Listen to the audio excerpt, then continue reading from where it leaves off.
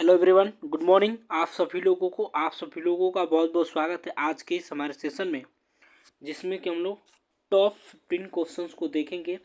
तो सभी लोग एक बार जल्दी से जुड़ जाइए दोस्तों, क्लास को एक बार शेयर करेंगे।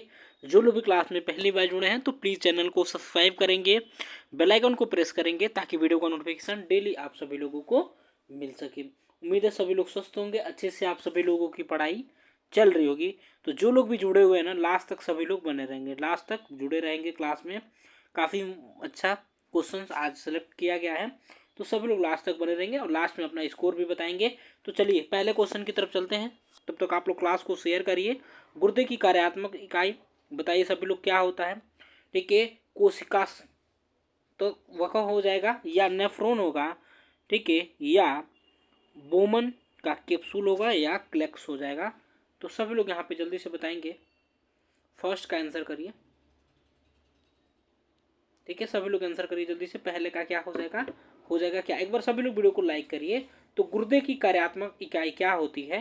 तो नेफ्रॉन होता है, ध्यान रखिएगा। ऑप्शन बी हो जाएगा। गुर्दे की कार्यात्मक इकाई नेफ्रॉन को कहते हैं। यह किडनी की सबसे छोटी कार्यात्मक इकाई है। हर किडनी में करीब 10 लाख नेफ्रॉन होते हैं। कितने होते हैं? तो 10 लाख। ठीक है, 10 लाख नेफ्रॉन होते हैं। ठीक है, 10 लाख नेफ्रॉन होते हैं। नेफ्रॉन क्या करता है? तो रक्त को छानता है। यह रक्त से पानी, सोडियम लवण, यूरिया, यूरिक एसिड जैसे अवशिष्टों को निकालता है। ये चीजें ध्यान रखना है। ठीक है, तो देखिए, ठीक है, तो कोशिका कोशिका वक्त क्या होता है ये आपका? तो ये होता है यानी कि किडनी यानी कि वृक्क में स्थित कोशिकाओं का गुच्छा होता है। यह, ठीक है, वृक्काणु का एक हिस्सा होता है। सॉरी, यह क्या होता है? वृक्काणु का ठीक है, वृक्काणु यानी कि किडनी का एक हिस्सा होता है। ठीक है, और उसके आसपास बोमन कैप्सूल मिलकर एक वृक्क कणिका बनाते हैं। ये चीजें ध्यान रखना है। ठीक है, ठीक है, इसे टफ्ट कहा जाता है। टफ्ट नामक कोशिकाओं का एक जाल होता है। एक ये क्या होता है? तो टफ्ट नामक कोशिकाओं का जाल होता है। चलिए, ठीक है, यहाँ पे देखेंगे बोमन का कैप्सूल क्या होता है? तो गुर्दे का एक हिस्सा होता है जो रक्त के अपशिष्ट पदार्थों को, ठीक है, छानने का काम करता है। बोमन का कैप्सूल को, ठीक है, ग्लोमेरुलर कैप्सूल भी कहा जाता है। ये मेल्पिगी कैप्सूल और रीनल कार्पस क्यूलर कैप्सूल भी इसे कहा जाता है। ठीक है, देखिए ये क्या होता है? बोमन कैप्सूल क्या होता है? नेफ्रॉन का एक हिस्सा होता है। नेफ्रॉन क्या होती है? तो गुर्दे की फिल्ट्रेशन इकाई यानी कि कार्यात्मक इकाई, मैंने बताया अभी आप लोगों को। ठीक है, तो यहाँ पे ध्यान रखिएगा। चलिए आगे बढ़ेंगे, सेकंड नंबर को देखेंगे। त्वचा की सतही परत कौन सी है? डर्मिस, वसा, एपिडर्मिस, चमड़े के नीचे। तो यहाँ पे देखिए, ये तो आपका होगा नहीं, ये तो होगा नहीं, तो क्या हो जाएगा? एपिडर्मिस हो जाएगा। त्वचा की सतही परत। एपिडर्मिस क्या होती है? तो सतही परत होती है। एपिडर्मिस में कई परतें होती हैं, जिसमें सबसे बाहरी परत को स्ट्रेटम कार्नियम कहा जाता है। एवं, ठीक है, यह परत बाहरी वातावरण के संपर्क में आती है। कौन? तो कौन परत आती है? तो एपिडर्मिस, यानी कि एपिडर्मिस की स्ट्रेटम कार्नियम होती है ना, जो बाहरी परत होती है। चलिए, तो डर्मिस क्या होता है? देखिए, डर्मिस जो है त्वचा के बीच की परत होती है। त्वचा के बीच की परत जो होती है ना, डर्मिस होती है। और जो आपका एपिडर्मिस होती है, बाहरी परत होती है। यह घने संयोजी ऊतक से बनी होती है। इसमें रक्त वाहिकाएं, तेल और पसीने की ग्रंथियां, तंत्रिकाएं, बालों के रोम और अन्य संरचनाएं होती हैं। ठीक है, और डर्मिस क्या करेगी? त्वचा को पोषण देती है और शरीर के तापमान को नियंत्रित करने का कार्य करते हैं। तो देखिए, इसमें क्या होता है? डर्मिस जो होता है ना, इसमें दो परत होती है। ठीक है, दो परतें पाई जाती हैं। पेपिलरी डर्मिस होता है एंड रेटिकुलर डर्मिस होता है। कौन होता है? तो एक होता है आपका पेपिलरी, पहला होता है, ठीक है, पेपिलरी डर्मिस होता है। ठीक है, दूसरा कौन सा होता है आपका? ठीक है, रेटिकुलर रेटिकुलर डर्मिस। ठीक है, रेटिकुलर डर्मिस होता है। ये दोनों आपके होती है। ठीक है, पेपिलरी डर्मिस जो होता है ना, डर्मिस की पतली ऊपरी परत होती है। एंड रेटिकुलर डर्मिस जो होती है, डर्मिस की मोटी और निचली परत होती है। ध्यान रखिएगा। ठीक है, डर्मिस जो है त्वचा को पोषण देगा, शरीर के तापमान को नियंत्रित करने का कार्य करेगा। चलिए थर्ड नंबर को देखेंगे। मानव कि छड़ और शंकु से संबंधित है? तो बताएंगे दृष्टि से, श्रवण से, गंध से या स्पर्श से। तो देखिए ठीक है क्या होती है बताइए यहाँ पे। मानो कि छड़ और शंकु जी किससे संबंधित है? तो दृष्टि से संबंधित हो जाएगा। यहाँ पे थर्ड का क्या हो जाएगा? ऑप्शन होगा, दृष्टि से संबंधित है। ध्यान रखिएगा। आंखों के रेटिना में मौजूद प्रकाश का पता लगाने वाली कोशिकाएं होती हैं ये। ठीक है, कौन? छड़ और शंकु। ये कोशिकाएं प्रकाश को लेती है और उसे मस्तिष्क को भेजती है। मस्तिष्क इस जानकारी के आधार पर दृष्टि को अनुभव कराता है कुछ भी। ठीक है, तो ध्यान रखिएगा। ये जो होती है ना छड़ और शंकु, फोटो रिसेप्टर कोशिकाएं कहा जाता है इन्हें। क्या कहा जाता है? तो फोटो रिसेप्टर कोशिकाएं भी इन्हें कहा जाता है। ठीक है, चलिए ठीक है देखिए आगे बढ़िए, नेक्स्ट क्वेश्चन को देखेंगे। फोर्थ नंबर बताएंगे रक्त वाहिकाएं जो हृदय को रक्त की आपूर्ति करती है। तो रक्त वाहिकाएं जो हृदय को रक्त की आपूर्ति करेगी, पल्मोनरी हो जाएगा, कोरोनरी हो जाएगा, कार्डियक होगा, रीनल होगा। तो सभी लोग बताएंगे कौन है इसमें से। तो फटाफट से बताएंगे। फोर्थ का ऑप्शन क्या हो जाएगा? बी हो जाएगा, कोरोनरी। ठीक है, धमनियां हो जाएगा। कोरोनरी आर्टरी जो है हृदय को रक्त की आपूर्ति करती है। क्या करती है? तो हृदय को रक्त की आपूर्ति करने का कार्य कौन करता है? तो कोरोनरी करती है। ध्यान रखिएगा। ठीक है, ये हृदय की मांसपेशियों को ठीक है ऑक्सीजन युक्त रक्त पहुंचाती है। कोरोनरी धमनियां जो है हृदय के बाहर ठीक है बाहर की ओर चलती है और इनकी छोटी शाखाएं हृदय की मांसपेशियों तक रक्त पहुंचाने की कार्य करेगी। कोरोनरी धमनियां हृदय को धड़कने और पूरे शरीर में रक्त पंप करने में मदद करेगा। ये चीजें ध्यान रखना है। ठीक है, और देखिए इंसान के शरीर में एक दाया कोरोनरी धमनी होता है। ठीक है, और एक बायां कोरोनरी धमनी दोनों होता है। ठीक है, कोरोनरी धमनी जो क्या करता है? तो कैल्शियम चैनल ब्लॉकर दवाओं का सेवन किया जाता है। ठीक है, इस कोरोनरी धमनी रोग में क्या किया जाता है? तो कैल्शियम चैनल ब्लॉकर दवाओं का सेवन किया जाता है। ये दवाएं रक्त वाहिकाओं को सकरा होने से रोकती है। ठीक है, रक्त वाहिकाओं को सकरा होने से रोकती है। पल्मोनरी के बारे में देखेंगे। ये फेफड़ों से जुड़ा होता है। फेफड़ों से जुड़ी समस्याओं को फुसफुसी समस्याएं कहा जाता है। पल्मोनरी शब्द का मतलब क्या होता है? ये फेफड़ों से जुड़ा होता है। ठीक है, और फेफड़ों से जुड़ी समस्याओं को फुसफुसी समस्याएं कहा जाता है। पल्मोन ठीक है, तो देखिए पल्मोनरी कौन सा होता है? एक भी ठीक है, इससे पल्मोनरी से रिलेटेड बीमारी कौन सा होगा? पल्मोनरी एस्परगिलोमा होता है। यह एक फंगल संक्रमण होता है जो फेफड़ों की गुहाओं को बढ़ाता है। ठीक है, तो कई सारे बीमारी होते हैं पल्मोनरी के। तो चलिए आगे बढ़ेंगे। यहाँ पे कार्डियक शब्द देखिए। कार्डियक क्या है? तो हृदय से जुड़ा। कार्डियक अरेस्ट ठीक है हृदय से जुड़ा होता है। कार्डियक का अर्थ क्या होता है? हृदय से जुड़ा। इसे ठीक है देखिए कार्डियक अरेस्ट क्या होता है? एक ऐसी स्थिति होती है जिसमें अचानक से दिल जो है धड़कना बंद करेगा। कार्डियक अरेस्ट एक गंभीर स्थिति है और इसमें तुरंत कार्रवाई की जरूरत होती है, नहीं तो मृत्यु भी हो सकती है। ठीक है, कार्डियक अरेस्ट में दिल की विद्युत प्रणाली विफल हो जाती है। कार्डियक अरेस्ट में क्या होता है? मस्तिष्क और अन्य अंगों को रक्त ऑक्सीजन नहीं मिल पाती। ये चीजें ध्यान रखना है। ठीक है, कार्डियक अरेस्ट में क्या होता है? श्वास लेने में दिक्कत होगा। और रीनल क्या होता है?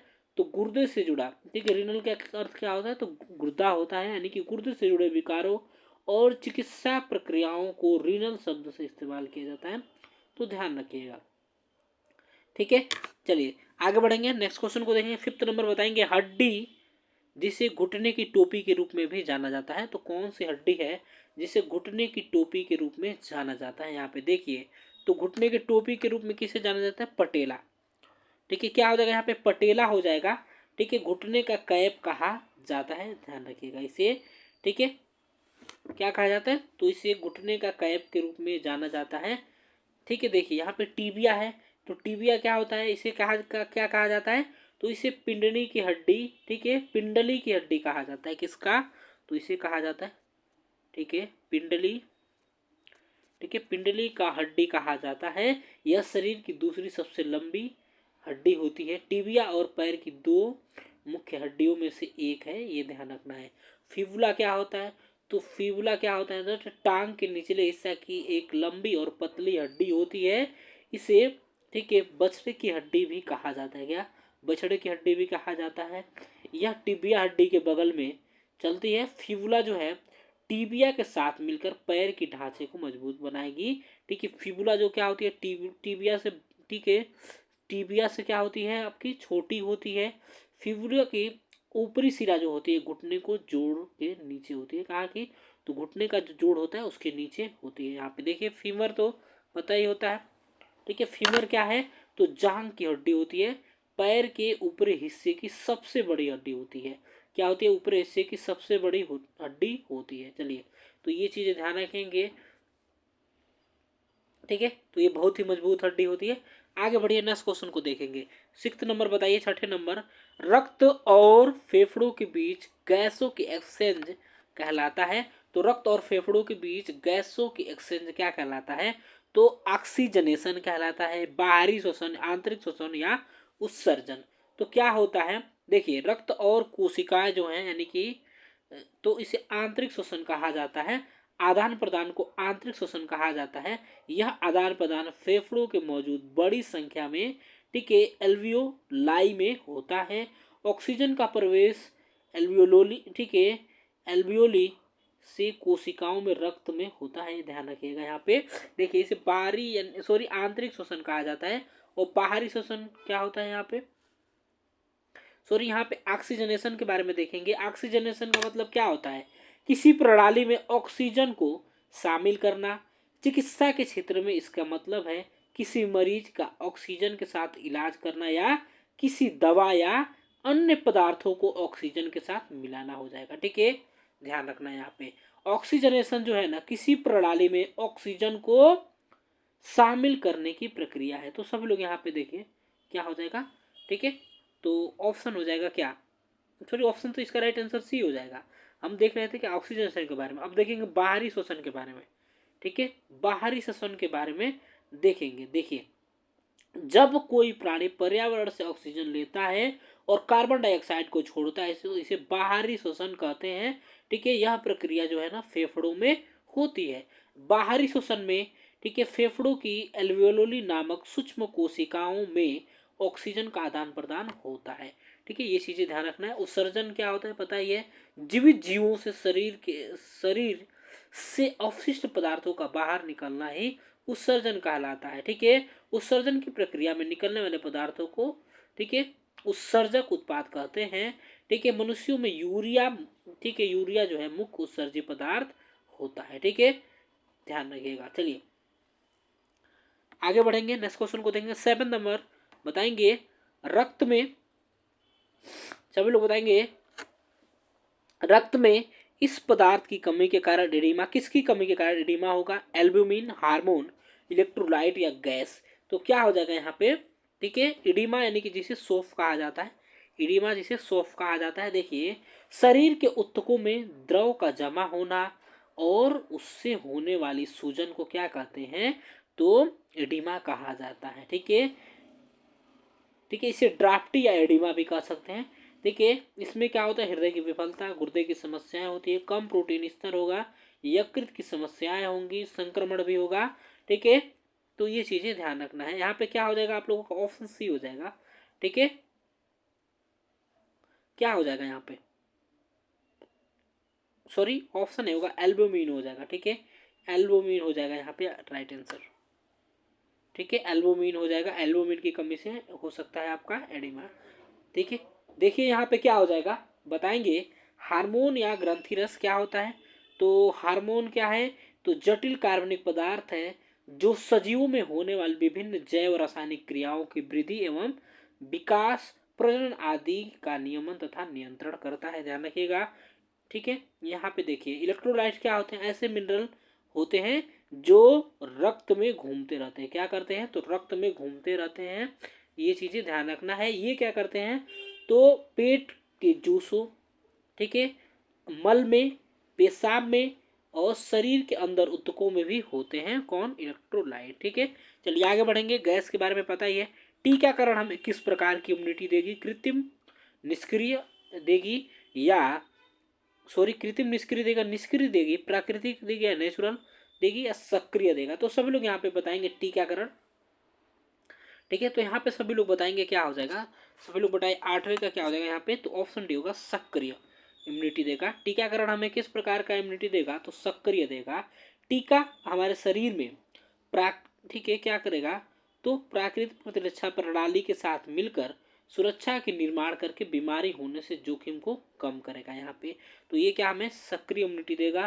देखिए यहाँ पे सक्रिय क्या होता है, जो कोई क्रिया, ठीक है, जो कोई क्रिया कर रहे हो, क्रिया क्रियायुक्त और कर्मठ है तो सक्रिय कहा जाएगा, यानी कि सक्रिय इम्यूनिटी देगा ये टीकाकरण हमें। कृत्रिम निष्क्रिय क्या होता है, तो कृत्रिम निष्क्रिय प्रतिरक्षा एक तरह की प्रतिरक्षा है जिसमें किसी व्यक्ति को एंटीबॉडी इंजेक्शन दिए जाते हैं, एंटीबॉडी इंजेक्शन इसमें दिए जाते हैं, ध्यान रखिएगा। चलिए, तो निष्क्रिय से क्या तात्पर्य है, तो कोई, ठीक है, काम न करना या गतिविधि में शामिल ना होना जिसे निष्क्रिय कहेंगे। नेचुरल तो पता ही है आप लोगों को, प्राकृतिक तो पता ही है, तो ऑप्शन डी हो जाएगा, सक्रिय हो जाएगा, सक्रिय इम्यूनिटी देगा।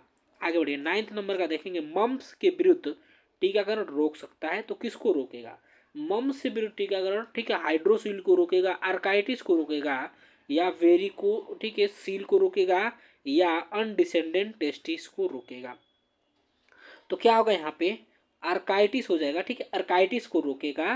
क्या करेगा, मम्स यानी कि जिसे गलसुआ या गलगंड कहेंगे, एक प्रकार का वायरल संक्रमण है जो लार ग्रंथियों को प्रभावित करता है।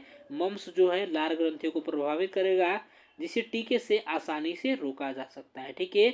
ठीक है, यह बीमारी जो ठीक का असर जो होता है ना, पेरेटिक ग्रंथियों और लार ग्रंथियों पर होता है। ये ग्रंथियां कान के नीचे और सामने वाले हिस्से में होती है, ठीक है। यह बीमारी संक्रमित लार से फैलती है, किससे, संक्रमित लार से फैलेगी, आर्काइटिस, ठीक है। तो यहाँ पे ध्यान रखिएगा, आर्काइटिस एक प्रकार संक्रमण है जो कि दोनों अंडकोश में होता है।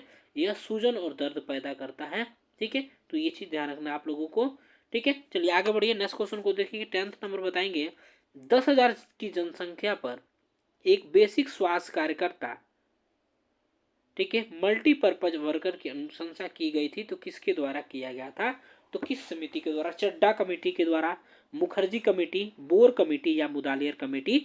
तो सभी लोग आंसर करिए। एक बार क्लास को सभी लोग शेयर करेंगे, वीडियो को जो लोग भी लाइक नहीं किए हैं तो वीडियो को लाइक करेंगे, और ज़्यादा से ज़्यादा दोस्तों में आप लोग क्लास को शेयर कर दीजिए प्लीज़, सभी लोगों से रिक्वेस्ट है। तो यहाँ पे चड्डा समिति क्या है, तो ये जो है ना, राष्ट्रीय मलेरिया उन्मूलन कार्यक्रम के रख रखाव के लिए एक सिफारिश की गई थी इसकी। तो चड्डा समिति जो है का गठन कब किया गया था, तो ये साल कब किया गया था, साल 1963 में किया गया था, ठीक है। और इसका राइट आंसर भी क्या हो जाएगा, चड्डा समिति हो जाएगा।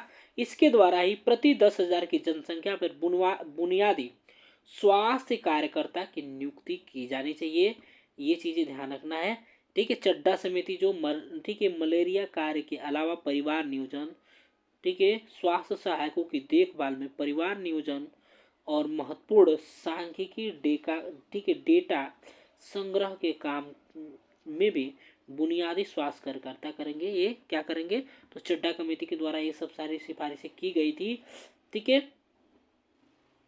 ये चीजें ध्यान रखेंगे। और ये जो है इसके महानिदेशक कौन थे, तो डॉक्टर MS, ठीक है, MS चड्ढा की अध्यक्षता में किया गया था इसको, ठीक है। मुखर्जी कमेटी बताइए आप लोगों को, ठीक है, बुनियादी स्वास्थ्य सेवाओं अंतर्गर्भाशय गर्भनिरोधक उपकरणों को इस्तेमाल के लिए, देखिएगा, और इसको कब लाया गया था सभी लोग बताएंगे, मुखर्जी कमेटी को, ठीक है।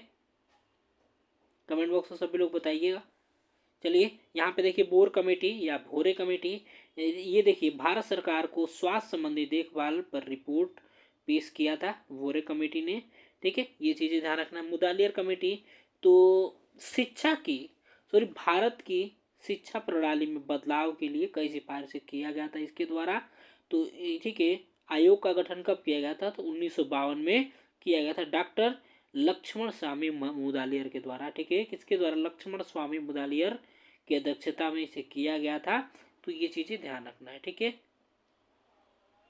ये चीजें ध्यान रखना है मुदालियर कमेटी के बारे में। आगे बढ़िए, 11 नंबर को देखेंगे, बताइए सभी लोग यहाँ पे क्या हो जाएगा, 11वें नंबर का, ठीक है। एक सूक्ष्म जीव की रोग उत्पन्न करने की क्षमता क्या कहलाएगी, तो पैथोजेनिसिटी कहलाएगा, ठीक है। वोवाई रूलेन कहलाया जाएगा, इन्फेक्शन या इम्यूनिटी। तो एक सूक्ष्म जीव की रोग उत्पन्न करने की क्षमता क्या कहलाती है, आप लोग बताइए यहाँ पे क्या हो जाएगा, ठीक है। तो सभी लोग बताएंगे, रोगजन्यता कहलाता है, ठीक है, क्या कहलाता है दोस्तों, तो बताइए सभी लोग। 11 का रोगजनयता कहलाता है।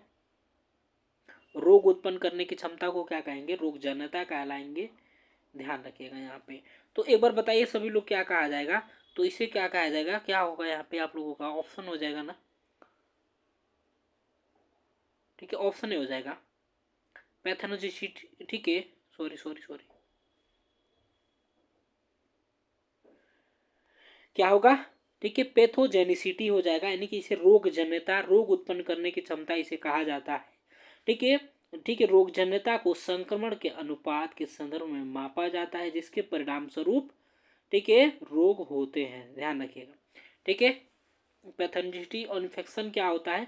तो इन्फेक्शन बैक्टीरिया, वायरस या परजीवी जैसे सूक्ष्म जीवों के शरीर में प्रवेश करने से होता है इन्फेक्शन। ठीक है। इम्यूनिटी क्या होता है? तो इम्यूनिटी यानी कि रोग प्रतिरोधक क्षमता, शरीर को बीमारियों से लड़ने में मदद करती है। ठीक है, ये चीज़ें ध्यान रखना। इम्यूनिटी जो है क्या करेगी? तो रोग प्रतिरोधक क्षमता शरीर को बीमारियों से लड़ने में मदद करेगा। ठीक है।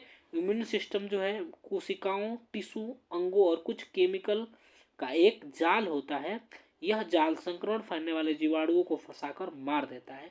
ध्यान रखिएगा, इम्यूनिटी मजबूत होने से शरीर के कई तरह की बीमारियों से लड़ पाती है। ठीक है, ये चीज़ें ध्यान रखना है। चलिए आगे बढ़िए। प्राथमिक स्वास्थ्य देखभाल, पीएससी का एक परिचालक संबंधी सिद्धांत है। गृह भेंट क्या है? स्वास्थ्य देखभाल है, वित्तीय प्रबंधन है, या समान वितरण है। ठीक है, पीएससी यानी कि क्या होता है ये? तो बीमारी को रोकने के लिए, स्वास्थ्य को बढ़ावा देने और बीमारी के प्रबंधन के लिए आवश्यक स्वास्थ्य सेवाओं और उत्पादों से का सबसे बुनियादी पैकेज होता है। यहाँ पे ध्यान रखिएगा। तो देखिए यहाँ पे क्या हो जाएगा आप लोगों का, सभी लोग आंसर करिए। ठीक है, समान वितरण हो जाएगा। 12th का क्या हो जाएगा? समान वितरण, जो कि पीएससी, ठीक है, समान वितरण हो जाएगा। प्राथमिक स्वास्थ्य सेवा के परिचार संबंधी सिद्धांत कौन सा है? तो यहाँ पे कौन सा है? समान वितरण हो जाएगा। आगे बढ़िए। 13 टीकाकरण का, ठीक है, टीकाकरण एक उदाहरण है, तो किसका उदाहरण है? टीकाकरण देखिए क्या होता है। तो टीकाकरण सक्रिय इम्यूनिटी का, सॉरी, समूह इम्यूनिटी का होगा, कृत्रिम सक्रिय इम्यूनिटी का होगा, कृत्रिम निष्क्रिय इम्यूनिटी का होगा, प्राकृतिक निष्क्रिय इम्यूनिटी का। तो यहाँ पे सभी लोग बताएंगे, जल्दी से आप लोग बता दीजिए। संक्रामक रोगी की रोकथाम के लिए टीकाकरण सर्वाधिक प्रभावी एवं सबसे सस्ती विधि माना जाता है। ठीक है, देखिए, मुंह से पीलिया का टीका ग्रहण करता हुआ बच्चा टीके की, ठीक है, एंटीजनिक पदार्थ होते हैं। यहाँ पे ध्यान रखिएगा। ठीक है, तो बताइए यहाँ पे 13 का क्या हो जाएगा? 13 का क्या हो जाएगा? ऑप्शन भी हो जाएगा ना। ये क्या करता है? तो कृत्रिम सक्रिय इम्यूनिटी का टीकाकरण किसका उदाहरण है? तो कृत्रिम सक्रिय इम्यूनिटी का उदाहरण है। ये चीज ध्यान रखना है हमें। ठीक है, तो कृत्रिम, ये जो होता है ना, टीकाकरण के जरिए शरीर में किसी भी रोग से लड़ने की क्षमता को विकसित करेगा। कृत्रिम सक्रिय इम्यूनिटी जो है, देखिए, टीकाकरण कृत्रिम सक्रिय इम्यूनिटी, ठीक है, सक्रिय प्रतिरक्षा का सबसे आम रूप होता है। टीकाकरण जो है बच्चों और युवाओं को दिया जाता है। टीकाकरण बीमारियों से लड़ने की क्षमता विकसित करता है। ये चीजें ध्यान रखना है आप लोगों को। ठीक है, चलिए आगे बढ़ेंगे। नेक्स्ट क्वेश्चन को देखेंगे। 14 नंबर बताएंगे। मेंटल हेल्थ बिल, ठीक है, मेंटल हेल्थ एक्ट कब बना था? मेंटल हेल्थ बिल जो है, मेंटल हेल्थ एक्ट कब बना था? तो आप लोगों को बताना है। ठीक है, ठीक है, देखिए आंसर करिए क्या हो जाएगा यहाँ पे। तो मेंटल हेल्थ एक्ट कब बना था? तो ये बना था 1987 में। क्या हो जाएगा? ऑप्शन सी हो जाएगा। मेंटल हेल्थ एक्ट जो है ना, मेंटल हेल्थ बिल कब बना था? तो 1987 में, 1987 में बना था। ये चीज ध्यान रखना आप लोगों को। चलिए आगे बढ़िए। नेक्स्ट क्वेश्चन को देखेंगे और आज के लास्ट क्वेश्चन को बताएंगे। स्वास्थ्य शिक्षा के सिद्धांतों में से एक है, तो कौन सा है? ठीक है, प्रामाणिकता है, श्रव्य दृश्य साधन है, जनशक्ति है, विश्वसनीयता है। तो आप लोग बताइए यहाँ पे क्या हो जाएगा राइट आंसर? सभी लोग बता दीजिए। स्वास्थ्य शिक्षा के सिद्धांतों में से एक है, तो कौन सा है? आप लोग जल्दी से बताइए दोस्तों, क्या हो जाएगा? बताइए। ठीक है, लास्ट क्वेश्चन है, आप लोगों को बताना है, सभी लोग बताएंगे। स्वास्थ्य शिक्षा का सिद्धांत क्या है? तो इसमें क्या होता है? इसका सिद्धांत व्यायाम और व्यायाम अभ्यास का सिद्धांत होता है। देखिए, तो यहाँ पे क्या हो जाएगा आप लोगों का राइट आंसर? 15 का ऑप्शन डी हो जाएगा, विश्वसनीयता हो जाएगा।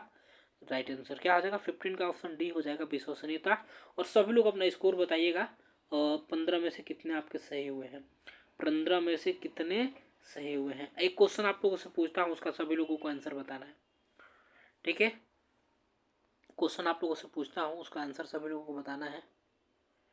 बताइए CSC जो है, ठीक है, एक CSC को, ठीक है, कितनी जनसंख्या पे स्थापित किया जाता है, एक CSC को कितनी जनसंख्या पे, कितने पॉपुलेशन पे स्थापित किया जाता है, इसको अच्छे से डिस्क्राइब करेंगे आप लोग कमेंट बॉक्स में, ठीक है, अच्छे से डिस्क्राइब करेंगे दोस्तों, ठीक है। तो ऑप्शन यहाँ पे क्या, विश्वसनीयता होगा ना, ध्यान रखिएगा। CSC को कितनी जनसंख्या पे, ठीक है, एक CSC कितनी जनसंख्या पे स्थापित किया जाता है, ये आप लोग कमेंट बॉक्स में सभी लोग बताएंगे, ठीक है। यदि आपको पता हो, ठीक है, पता होगा तो ज़रूर बताइएगा आप लोग, ठीक है, नहीं पता होगा तो कोई दिक्कत नहीं, सबका कमेंट मैं देखूंगा जाकर लास्ट में।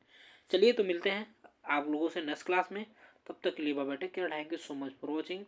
जो लोग भी अभी तक वीडियो को लाइक नहीं किए हैं, वीडियो को लाइक करेंगे, क्लास को शेयर नहीं किए हैं तो शेयर करेंगे, जो लोग भी चैनल को अभी तक सब्सक्राइब नहीं किए हैं प्लीज़ चैनल को सब्सक्राइब करेंगे, बेल आइकन को प्रेस करेंगे ताकि वीडियो का नोटिफिकेशन डेली आप सभी लोगों को मिल सके, और रेगुलर 9 बजे आप लोग क्लास में जुड़ जाया करेंगे, ठीक है, 9 बजे जुड़ जाया करेंगे। चलिए मिलते हैं कल सुबह आप सभी लोगों से 9 बजे, तब तक के लिए bye bye, take care, thank you so much for watching, have a great day. धन्यवाद सभी लोगों को, bye bye and take care.